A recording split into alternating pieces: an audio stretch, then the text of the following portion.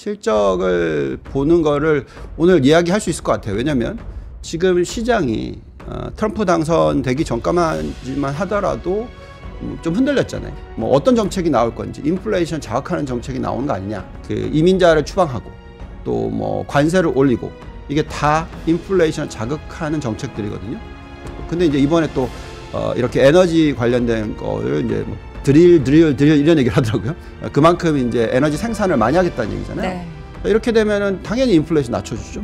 근데 주가가 지금 반등을 빠르게 하죠. 연초 대비해서 플러스 전환 다 했어요. 아마 장이 세겠죠. 이건 보면 이제 연초 대비해서 상승하는 모습이 나오는 거란 말이죠. 근데 이거를 뒷받침해 주는 게 뭘까요? 실적 발표입니다. 그 실적이 굉장히 강하게 나오고 있어서 네. 그 시장이 움직이고 있다라는 말씀을 드리겠습니다.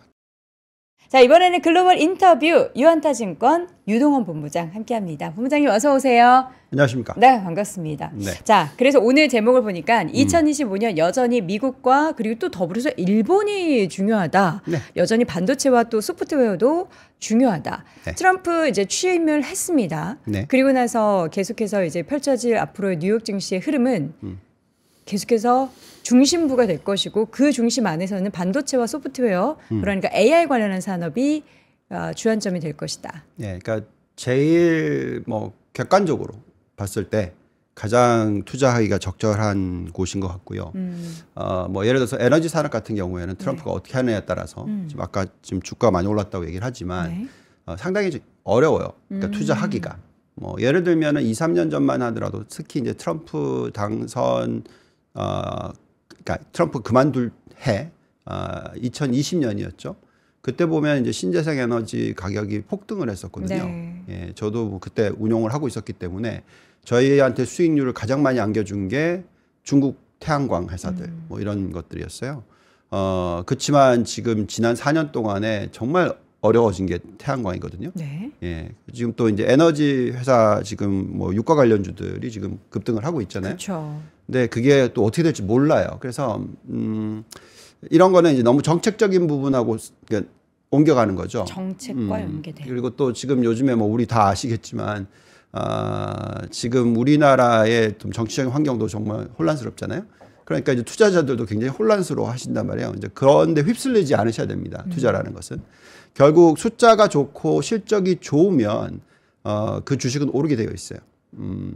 태양광 회사들이 왜 주가가 박살이 났냐면 실적이 망가졌기 때문에 그렇습니다. 그래서 우리는 실적만 팔로우를 하면 돼요. 정책에 따라서 실적이 좋아지면 그렇게 투자를 하시면 되고요. 과거에 본부장님과 이제 제가 그 K모 증권사에서 방송했을 때 네. 그때 태양광주들 실적 굉장히 좋았고요. 그렇죠. 그때 이제 관련한 얘기를 많이 했었어요. 그때가 맞아요.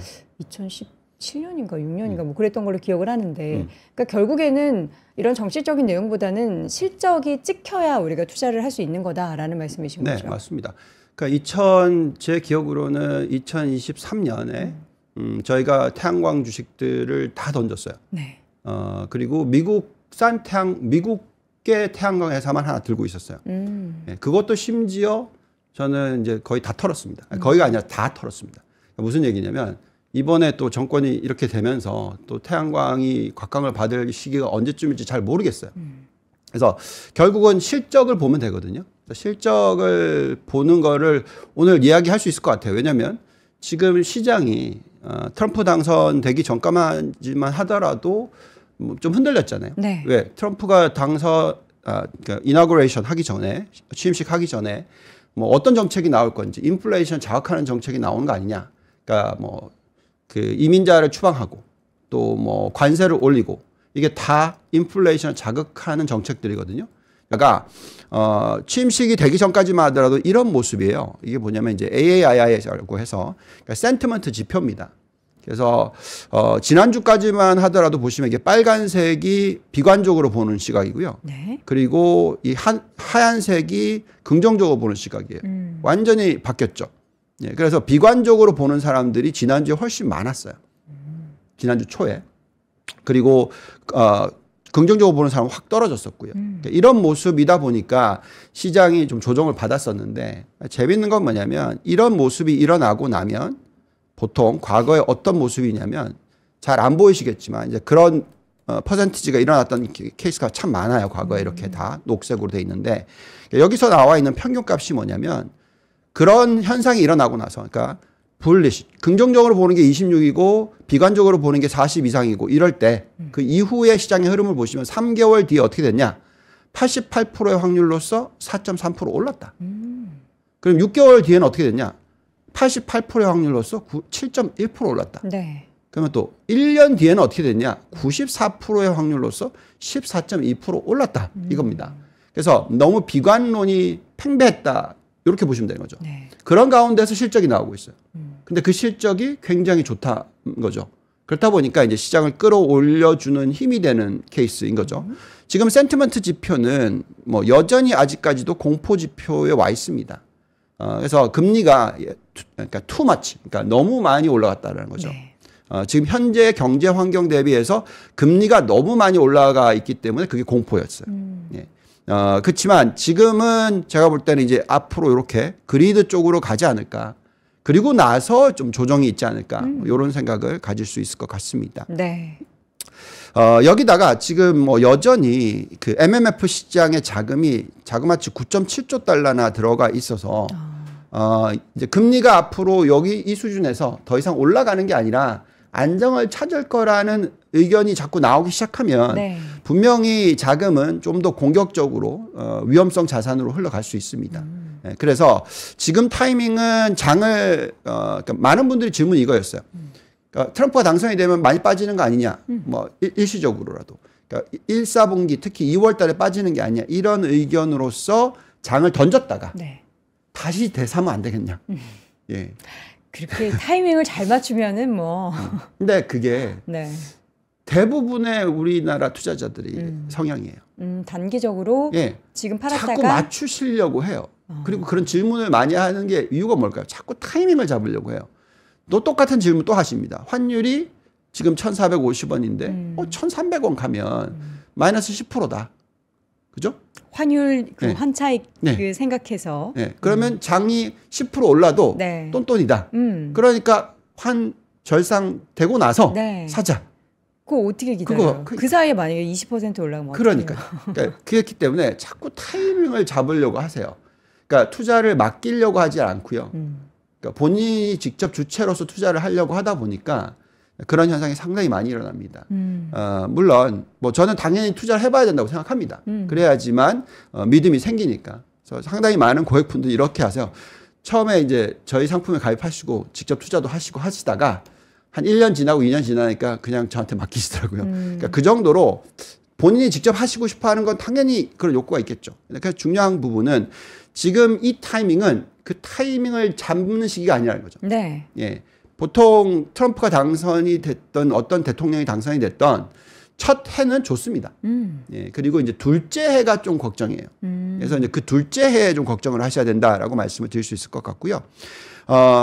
또 이런 경제 지표를 보면서 좀 말씀을 드려볼게요. 네. 실적이 왜 좋게 나올까 하는 부분인데, 비관적으로 보시는 분들은 이제 이 장단기 금리차 역전 현상이 해소가 됐으니까, 과거에 보통 6개월 안에 경기 침체가 왔다. 그래서 이번에도 경기 침체 올 거다라고 얘기들을 하세요. 네. 근데 이제 그거는, 저희는, 결국 숫자를 보면서 얘기를 해야 되는데, 이런 숫자들을 보고 있으면 경기 침체 안 올 것 같습니다.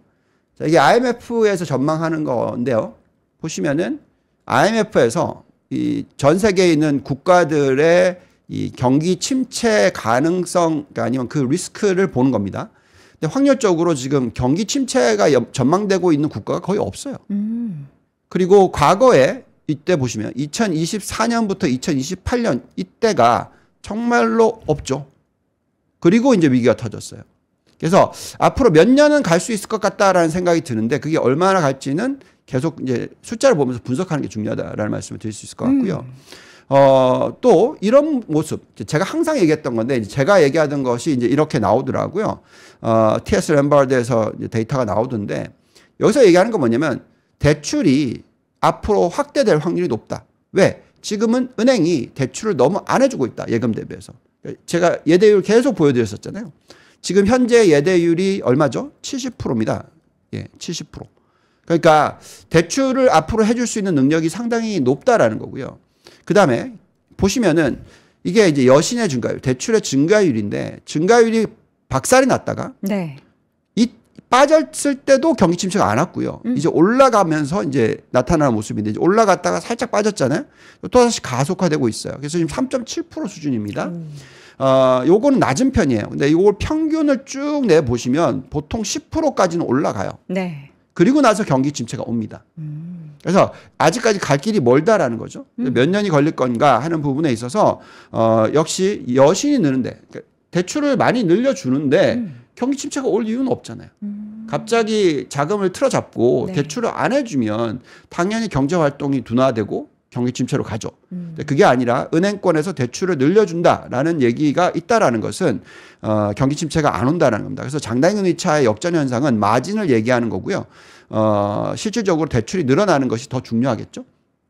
자, 그런 가운데서 결국은 이제 우리가 걱정하는 부분은 이 금리이죠. 예. 많은 분들께서 이제 금리가 무작정 5% 이상 올라갈 거다. 6% 간다. 자, 이렇게 됐었을 때는 시장이 올라가기 어려워요. 그렇죠. 근데 최근 들어 보시면은 4.75 딱 뚫고 올라갔다가 지금 빠르게 하향 안정화되고 있죠. 이런 모습이 나오면 이건 이제 시장이 더 이상 조정이 없다라는 얘기입니다. 이게 사실 인플레이션 지표가 월마다 발표가 되고 월마다 변화가 있긴 하겠지만 그 시장에서 심리, 그러니까 해석의 차이도 좀 있는 것 같긴 해요. 이번에 발표된 12월 CPI나 PPI 같은 경우에는 네. 꺾인 게 아님에도 불구하고 전년 대비해서 뭔가 조금 시장의 예상치보다는 덜 올랐다. 그것도 이제 그 차이가 0.1%포인트였잖아요. 네. 근데 그게 있는데 네. 이렇게 해석하셔야 돼요. 어떻게요? 그러니까 지금 이제 인플레이션 숫자가 조금 요즘에 높게 나오는 거는 에너지 가격 때문입니다. 에너지 가격이 최근에 많이 올랐죠? 예, 그래서 그 에너지 가격을 제외시키고 나면 우리가 흔히 얘기하는 근원 인플레이션이 예상보다 낮게 나왔죠. 네. 3.3% 예상을 했는데 실질적으로는 3.2%보다 더 낮은 숫자가 나왔어요. 근데 이제 여기서 진짜 중요한 건 뭐냐면요. 그 근원 인플레이션에서 굉장히 큰 폭의 인플레이션에 영향을 미치고 차지하는 비중이 뭐냐면 주거비입니다. 주거비. 근데 그 주거비가 재계산을 했었을 때 실질적으로 지금 4%대 중반의 주거비 상승률이거든요. 네. 이거는 1년 안에 1%대 초반 중반으로 떨어진다라고 지금 예측이 되고 있어요. 그럼 무슨 얘기냐? 그게 들어오게 되면 이미 미국의 인플레이션은 실질적으로 2%대로 안정을 찾았다라는 겁니다. 그러니까 여기서 중요한 거는 이제 트럼프가 들어와서 트럼프의 정책 때문에 인플레이션이 자극되면은 다른 얘기예요. 근데 지금 현재 아무런 변화가 없다고 하면 자연스럽게 인플레이션은 앞으로 1년 안에 2%대 초반 또는 2%까지도 안정을 찾을 수 있다라는 게 지금 의견이 나오는 겁니다. 그렇다면 그거를 가지고 GDP 성장률 2.5%를 더하면 네. 실질적으로 금리가 5%까지 6%까지 올라갈 이유는 별로 없다라는 거죠. 그래서 결국은 이렇게 살짝 완전 뚫고 올라가는 척 했어요. 네. 이때가 이제 사람들이 굉장히 걱정을 했었죠. 뚫고 올라간 척했다. 예. 그리고 혹 빠지고 있잖아요. 네. 예. 그러니까 이제 시장이 바로 안정을 찾는 거죠. 저게 저러다 다시 올라갈 가능성은 없어요? 그 가능성이 이제 관세, 네. 이민 정책. 네. 근데 여기서 또 에너지가 들어오죠. 그래서 결국은 상쇄되고 그다음에 또 뭐가 있냐면 왜 AI 투자를 많이 할까요? 예. AI가 많이 되면 노동 시장이 이민자가 필요 없는 거죠. 예. 그렇게 바뀌는 구조로 간다라는 네. 것은 그만큼 우리가 정답을 정확하게 지금 낼 수가 없다라는 겁니다. 예. 그래서 결국은 우리는 이제 요 밴드를 가지고 판단하시면 돼요. 네. 그러니까 어느 정도가 적절한 값인가. 예. 그래서 저희의 계산은 이렇습니다. 4.25 요 딱 중간에 올해 연말 가잖아요. 그러면 S&P 500은 7,200포인트 갑니다. 7,200. 네. 4.25 수준으로 10년물 국채 금리가 떨어졌다. 올해 연말에 간다면 우리의 분석으로는 그렇다. 왜? 7,200. 그만큼 실적이 좋기 때문에 그렇다라는 거고요. 만약에 5%에 끝난다라고 계산했을 때는 6,600 정도 나옵니다. 그러니까 지금 지수 대비해서 약 한 10% 정도 올라갈 수 있는 룸 정도 된다라는 거죠. 그래서 그게 이제 펀더멘탈적인 부분을 말씀을 드리는 것이고요. 보십시오. 여기 지금 GDP 성장률이 근데 펀더멘탈적인 부분에 가장 중요한 게 뭐죠? 실질 성장률이고요. 네. 실질 성장률과 연결되는 게 뭐냐면 실적입니다. 그래서 지금 미국의 경제는 정말 좋다. 3%의 성장률을 보여주고 있고 이것을 전년 동기 대비해서 숫자로 계산하더라도 2%대 중반이 나온다. 여기서 인플레이션 2%를 더했었을 때 결국 금리는 장기적으로 4.5% 수준이 충분히 가능하지 않을까. 지금 현재 딱 수준에서. 네. 예, 더 떨어질 수도 있습니다. 그건 이제 어느 정도로 생산성이 높아지느냐에 따라서 실질 성장률이 높아지고 명목 성장률은 그냥 그대로 유지되고 이런 모습이면 굉장히 주식 시장에는 좋다라고 말씀을 드릴 수 있을 것 같고요. 그래서 결국 지금 이제 어떤 시대에 우리가 그 도래했느냐를 생각을 좀 해보시면 채권 투자하셨던 분들이 지난 2년 동안에 정말 어려워요. 돈 많으신 분들이 채권 투자를 많이 하시는데 거의 그 수익률이 마이너스인 경우입니다. 지금 현재. 근데 왜 이게 중요한 포인트냐면 과거의 거의 50년 역사로 보시면은 계속해서 채권이 상당히 높은 수익을 올려줬어요. 미국의 10년 국채 금리를 보시면 1980년대부터 10% 훨씬 넘던 숫자가 계속해서 빠져서 거의 1%대까지 떨어졌었잖아요. 그럼 채권 금리가 떨어질 때는 수익률이 두 자릿수가 계속 나오는 거였어요. 근데 과거에는 이제 1%대까지 떨어졌던 게 지금 벌써 얼마까지 올라와 있죠? 예, 4.5% 수준이란 말이죠. 그래서 이런 시대가 계속될 수 있습니다. 그러니까 무슨 얘기냐? 금리가 너무 많이 떨어졌었기 때문에 이제 반등을 했고, 그리고 앞으로는 금리가 4% 이상의 금리 시대를 장기적으로 갈 수도 있다는 겁니다. 예, 그래서 그게 결국은 채권 가격은 사실 수익률을 많이 내기가 어렵다라는 거죠. 네. 이제 겨우 시작일 수도 있습니다. 과거에 50년 동안 계속 금리가 빠졌던 거 대비해서 앞으로 50년 동안에 계속 금리가 이 정도 수준에서 유지될 수 있을 가능성이 충분히 있다라는 거죠. 그래서 그거는 생각을 하셔야 되기 때문에 네. 그래서 우리가 항상 얘기하는 거는 채권 투자도 주식 투자만큼 리스크가 높으니까 잘 분석하자. 예, 금리가 어떻게 변하느냐에 따라서 투자의 그 포트폴리오가 굉장히 많이 바뀐다라고 말씀을 드릴 수 있을 것 같습니다. 자, 그 다음에 이제, 그 가상화폐나 금이나 뭐 이런 쪽. 예. 결국 이거는, 그 대체 화폐가 되는 건 아니고요. 그냥 대체 자산으로서 포트폴리오 상에서 일부인데, 그러니까 그래서 우리는 어떻게 생각을 하는 거냐면 대체 자산으로서 보통 이제 금이나 뭐 은을 들고 가거나 이제 그 중앙은행들이 통화의 일부로서 그러니까 금을 리저브로 쓰잖아요. 네. 그래서 그러니까 그런 거를 갖다가 무엇으로 할 거냐 하는 거의 차이입니다. 그래서 지금 보시면은 금이 이렇게 많이 올라갔죠. 다이아몬드 가격이 예. 엄청 떨어졌어요. 예, 금이 올라갔죠. 근데 왜 올라갔을까요? 이게 미국이 아니라 중국 때문에 그래요. 중국이 금을 예, 많이 중국의 비축해서. 화폐가 약해지니까 중국은 지금 기축통화가 되고 싶은데 잘 안 되니까 뭔가 이제 방어를 해야 되겠죠. 근데 미국을 달러 자꾸 팔고 있으니까 그러면 뭘로 대처를 했느냐? 금으로 대처를 했어요. 그래서 이런 가격이 된 거고요. 근데 다이아몬드는 뭐 아시겠지만 랩 다이아몬드라가 나오고 있기 때문에 네. 실적으로 이게 가격이 엄청나게 폭락을 한 경우이고요. 근데 반면에 잘 생각해 보시면 지금 트럼프 대통령이 어떻게 얘기하고 있죠? 가상화폐에 대해서 중앙은행들이 일정 부분의 그 리저브로 쓸 수 있게끔 하는 걸 얘기하고 있잖아요. 그러니까 무슨 주식이 폭등을 하고 네. 뭐 이런 모습이 나오는 거죠.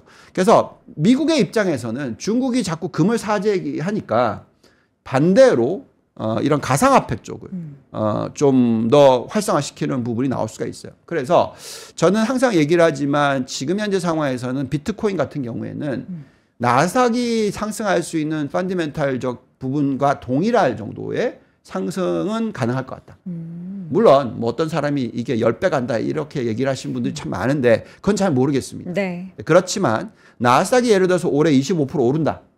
그러면 제가 볼 때는 비트코인도 25%는 충분히 오를 수 있다. 이런 정도로 해석을 하고 있고 그렇기 때문에 일정 부분을 금 대신에 투자를 하시는 전략은 적절하지 않을까 이렇게 생각하고 있습니다. 네. 네.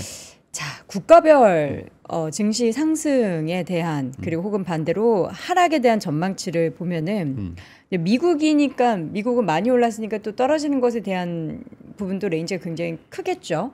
어느 네. 정도의 밴드가 예상이 되고 있습니까? 네. 자, 지금 많은 분들이 특히 한국에 계신 분들이랑 얘기를 해보면은 중국이 워낙 많이 빠졌으니까, 네.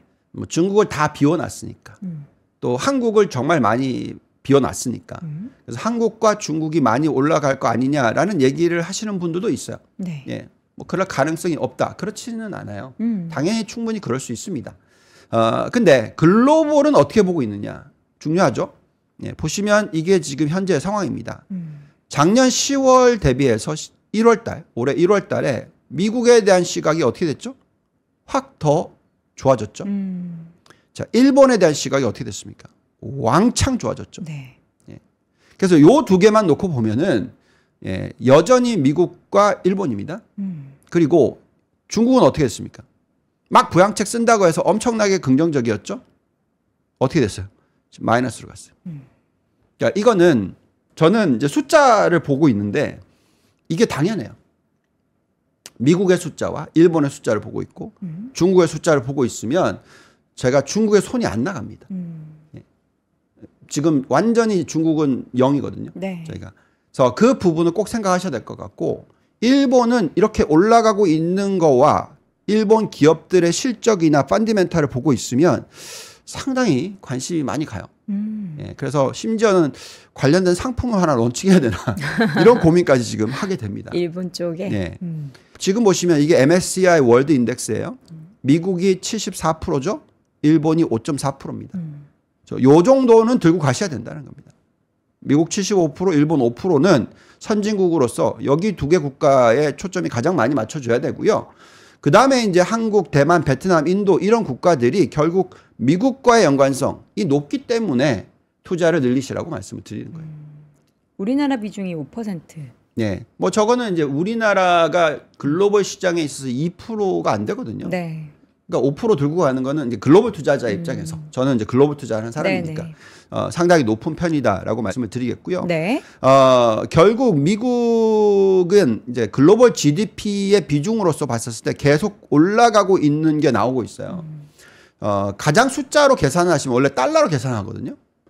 미국이 한 제 기억으로는 2017년, 18년 이때만 하더라도 막 중국이 그렇게 얘기를 했어요. 그러니까 곧 따라잡는다. 네. GDP.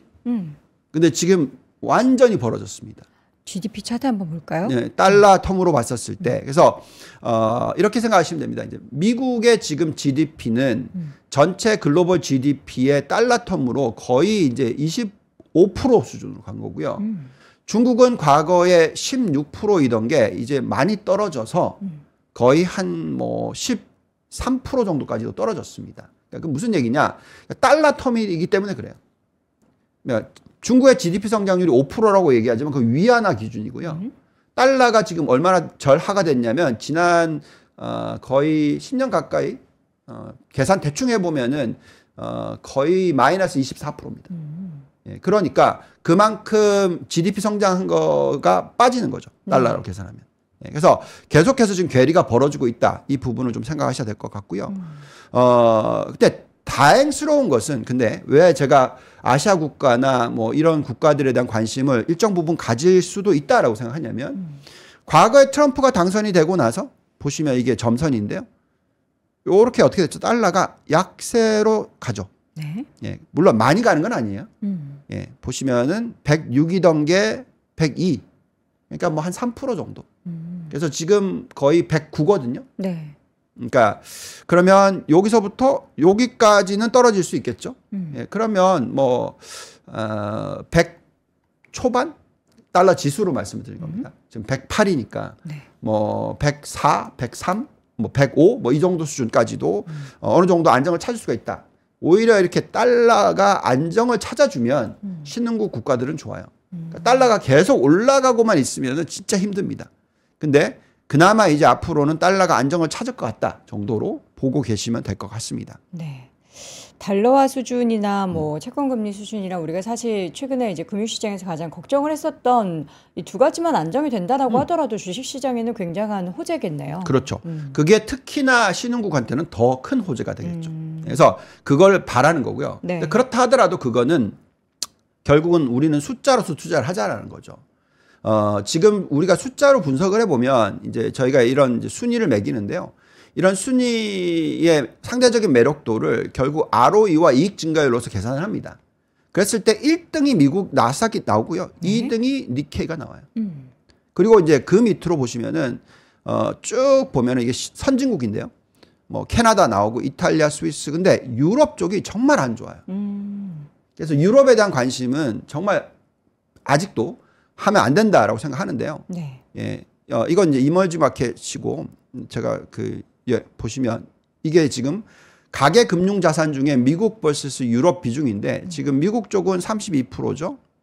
예, 지금 보시면 유럽 UK는 10%입니다.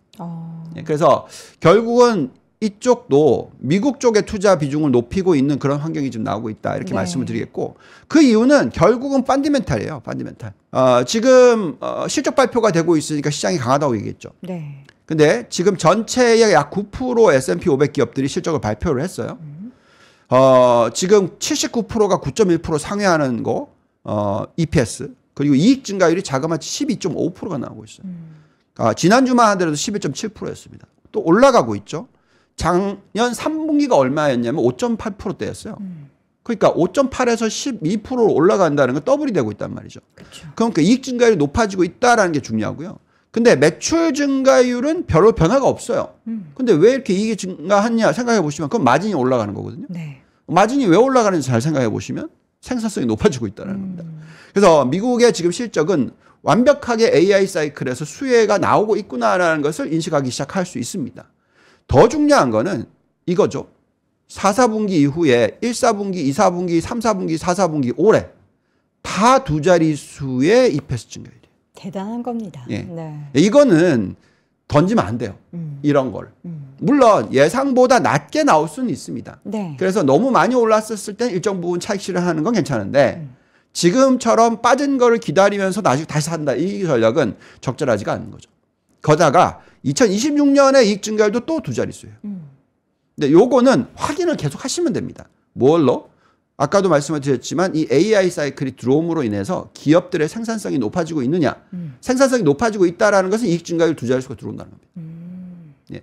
매출 증가율이 5%대가 나오면 네. 여기서 마진이 늘어나야지 EPS 증가율이 10% 이상 나오는 거잖아요. 결국 그게 결국 생산성이고 생산성이 늘어나는 데 있어서의 AI 사이클이 중요하다. 이렇게 말씀을 드리겠고요. 네. 그다음에 유동성으로 계산하더라도 저희는 대충 계산해 보면 이런 숫자들이 나오더라고요. M2로서 계산했었을 때 네. 올해 연말에 S&P 500 7,100포인트, 나스닥 23,700포인트. 네. 그다음에 이제 비트코인도 약 25% 정도 오를 수 있는 그런 여력 정도로 대충 이제 이런 숫자들이 나오고 있다라고 말씀을 드리겠습니다. 네. 그다음에 중국 쪽을 좀 살짝 터치를 하면 지금 1대1로 쪽이 굉장히 강해요. 그래서 그나마 아직까지 중국이 큰 위기에 봉착하지는 않는데 네. 안타까운 모습은 아까도 말씀을 드렸지만 5%의 GDP 성장률인데 이게 레멘비 때문에 그렇습니다. 그러니까 결국 환율로 달러로 계산하면 전혀 경제가 늘고 있지 않다라고 말씀을 드리겠고 이게 또 더 중요하죠. 네. 매니팩처링 기업들의 프로핏 마진이 이렇게 폭락을 하고 있어요. 그러니까 이거는 이익 증가율이 안 늘어날 거기 때문에 여기 투자하기가 어렵다. 이렇게 말씀을 드리겠고 또 하이테크 부분의 웨이지도 떨어지고 있다. 결국 저희는 숫자를 보고 있으면 이거는 투자할 곳이 아닙니다. 지금은. 그래서 많은 분들이 자꾸 AI가 미국보다 중국이 더 투자를 많이 한다. 그럼 뭐합니까? 돈을 벌어야죠. 그렇죠. 가장 중요한 포인트다라고 말씀을 드릴 수 있을 것 같습니다. 알겠습니다. 자, 모든 것은 숫자가 이야기하는데 그 숫자가 향하는 곳은 일단은 미국 시장에 대한 기대감을 더 끌어올리게 만드는데요. 우리는 이제 불안감을 갖고 있긴 하지만 결국에 우리가 실적으로 그리고 우리가 우려했었던 환율이나 금리가 안정화된다면 더욱더 미국 증시의 부스터 역할을 할 수 있기 때문에 앞으로도 그 흐름 지켜보도록 하겠습니다. 자, 글로벌 인터뷰 유한타증권 유동원 본부장 함께했습니다. 본부장님 고맙습니다. 감사합니다.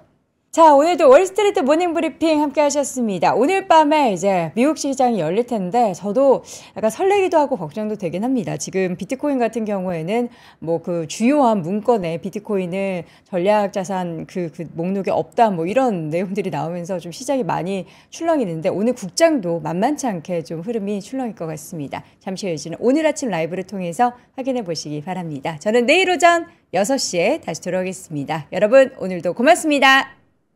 삶의 격을 높이는 9가지 지혜를 함께 나눕니다. 위즈덤 칼리지 시즌 2 영상 아래 링크를 클릭하시면 자세한 내용을 확인하실 수 있습니다.